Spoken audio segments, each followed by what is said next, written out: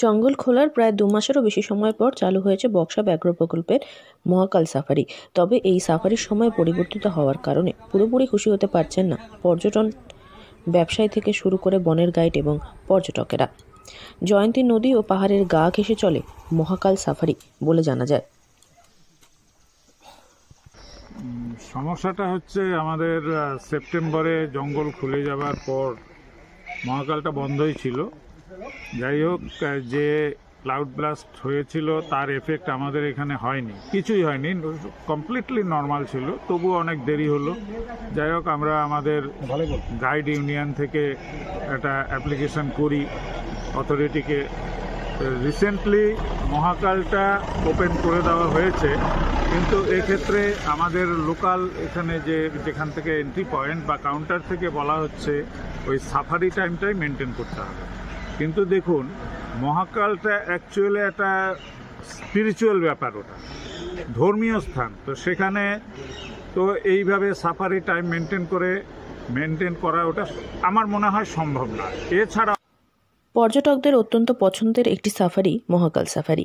বর্তমানে ডুয়ার্স তথা আলিপুরদুয়ার জেলা জুড়ে ঝকঝকে আকাশ, ঠান্ডার আমেজ রয়েছে। জেলার বিভিন্ন প্রান্ত থেকে দেখা মিলছে বক্সা ও ভুটান পাহাড়ের চূড়ার।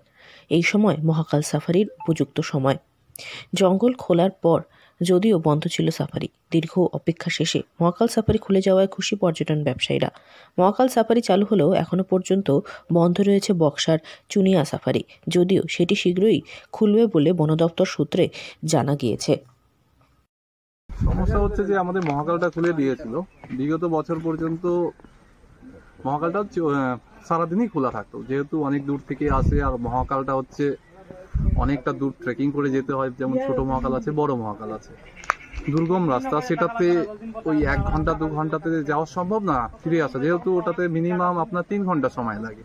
আর আপনি যদি নিয়ারেস্ট আলিপুরদুয়ার থেকেও আসেন, আপনি আসবেন 10টার সময়, সেটা থেকেও আপনাকে যদি ব্যাক করে আসতে হয় মিনিমাম আপনাকে 2টো বেজে যাবে। কিন্তু যে শিফট করেছে তার ফলে সেটা যাওয়া সম্ভব হচ্ছে না। শুধু যে ইয়ং জেনারেশনই আসবে সেটা তো নয়, সেটাতে প্রচুর বৃদ্ধরাও আছে। তারা পূর্বে সকাল থেকে বিকেল পর্যন্ত এই সাফারি চালু থাকলেও এখন সকাল 6টা থেকে 11টা এবং দুপুর 2:30 থেকে বিকেল 5টা পর্যন্ত চালু থাকে এই সাফারি, যা নিয়ে কিছুটা অসন্তোষ ছড়িয়েছে স্থানীয় গাইড থেকে শুরু করে পর্যটকদের মধ্যে।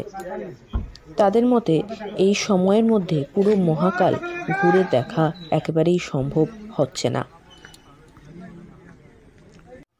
আলিপুরদুয়ার থেকে অনন্যাদের রিপোর্ট, লোকাল 18 বাংলা।